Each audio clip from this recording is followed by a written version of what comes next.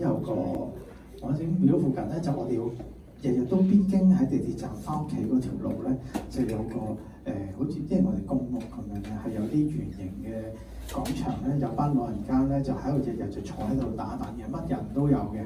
咁咧就好熱鬧，日日都係嗰班人㗎啦。咁咧其中有個人咧就好特別嘅，咁嗰個係一個阿婆，咁我諗咧都70幾歲，70-80歲，唔知坐輪椅添嘅。咁咧，但係咧佢行出嚟咧係個樣咧係極有霸氣嘅，然之後咧就行出嚟，白晒頭髮咁樣啦，然之後咧就喺嗰個廣場咁樣，即係我叫係即係好多人坐，老人家就坐喺嗰度咧，佢就喺度好大聲喺度鬧人。我每一次見我成日見親佢咧，佢都喺度鬧人嘅。佢唔喺度鬧人咧，就喺度爆緊粗。係啦，廣場嗰度爆粗。有一次咧，就我同咩都經我唔知你有冇同我一齊見到咧，就有個可能啲姊妹派傳單，就老老地咁樣咧，即係好好心咁樣，有福音單張咁樣就俾你，耶穌愛你。咁喺個廣場派，即係派緊咁，因為佢堅守個崗位，我要派傳單，咁喺度派。咁咧個老人咧就淨係得指住喺度鬧，係冇停過㗎。佢用悟性鬧啊！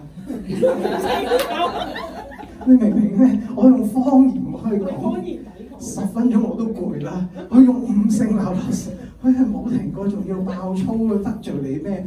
佢冇啊，總之佢內心就係好多係咯，我哋就知道啦。咁之後咁樣咯，之後我就見到我就喺呢度沾染啊！即係我哋就知我哋會咁樣㗎嘛，即係我哋有呢啲 pattern 就呢啲去到唔知裏邊即係有咩好苦毒嘅嘢喺裏邊啊！我都因為佢喺度爆粗，即係全個嗰個 area 咧，我因為經常成日都見到。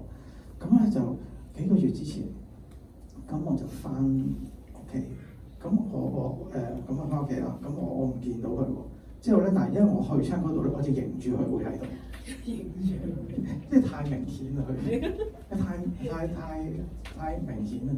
即係我就聽咗把聲音睇，就即係有把聲音同我講啦。我唔係咁睇嘅。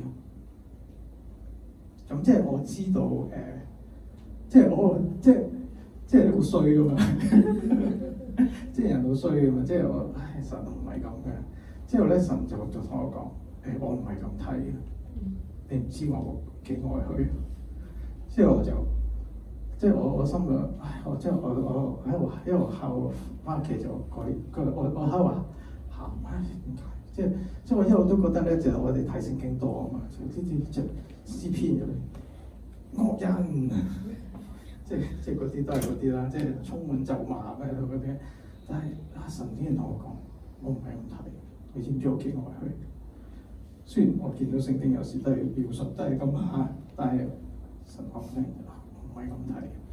咁之後咧，我其實就冇乜改變嘅，只不過係我每次如果見過佢嗰陣時候，即係我個心或者我睇法開始有唔同啊。其實神唔係咁睇佢，神其實原來都好愛佢，雖然佢都係繼續鬧人，但我唔知佢點解鬧佢。可能佢好多故事，好多人受傷害啊。